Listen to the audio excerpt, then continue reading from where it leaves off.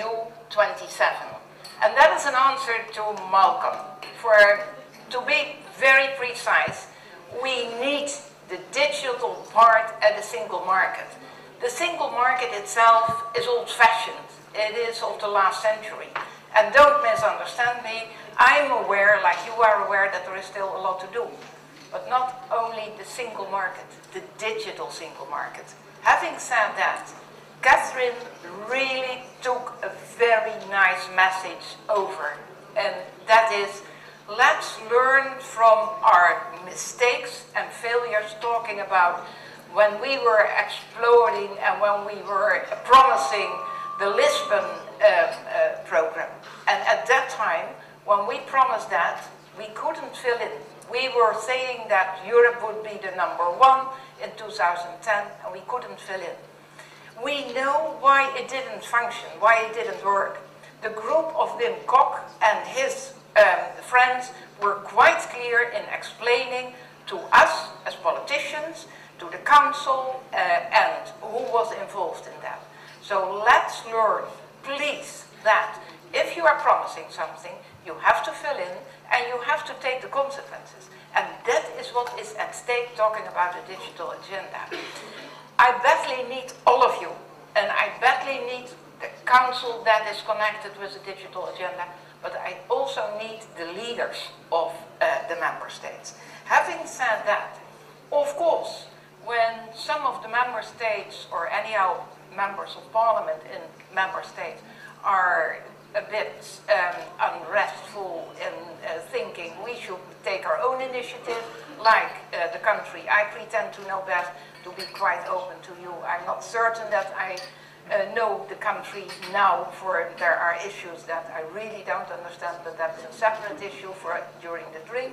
But having said that, the Dutch Parliament took that decision talking about net neutrality, I think if I'm pretending to be transparent and in favor for a dialogue, and if I am asking BEREC, the national regulator, so to say, and the umbrella for the national regulators, to give their view after studying it intensely, and to come with that judgment at the end of the year, then it is a bit ridiculous to go up front and saying, well, we were already aware and we take that initiative. So no way.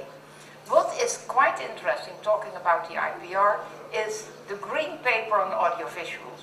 And I don't need to explain to you that audiovisuals will be the data that are growing like hell, and that we have to accommodate. And we have to accommodate as well as the infrastructure, talking about broadband investment, high speed please, and talking about the whole frame in which that can be put. Another issue, and that is quite interesting, what Marietje was touching upon. For me, and if I am allowed to just use a one-liner, the situation of today is the Far East is producing the stuff, discussing the whole digital and telecom stuff, and is, by the way, quite involved in research and innovation. And don't make the mistake that that is only copying.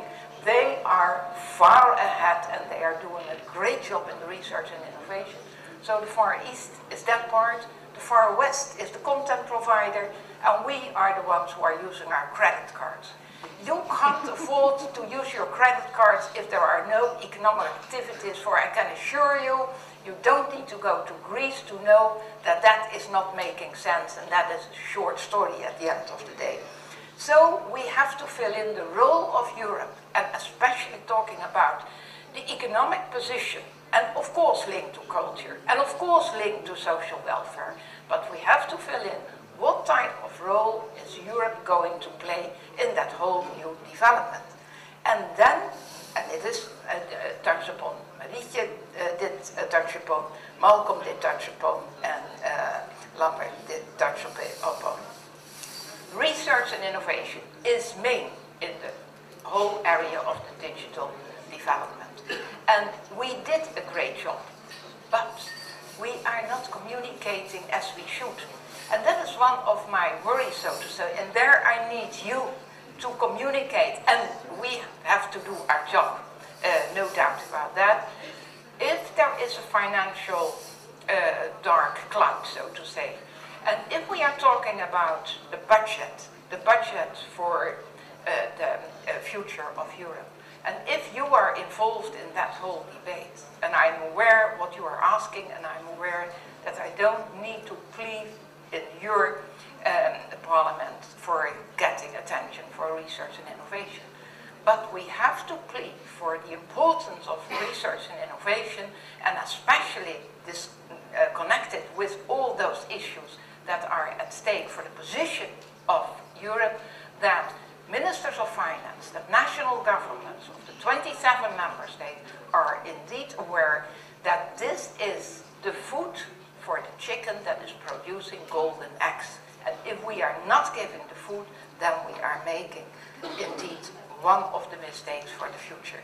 So from now on, please, EU 27, and let's take our responsibility. And I'm absolutely aware of your interest, of your knowledge, and of your backing. And there are interesting discussions to be expected, and I'm looking forward. Thank you. Thank you.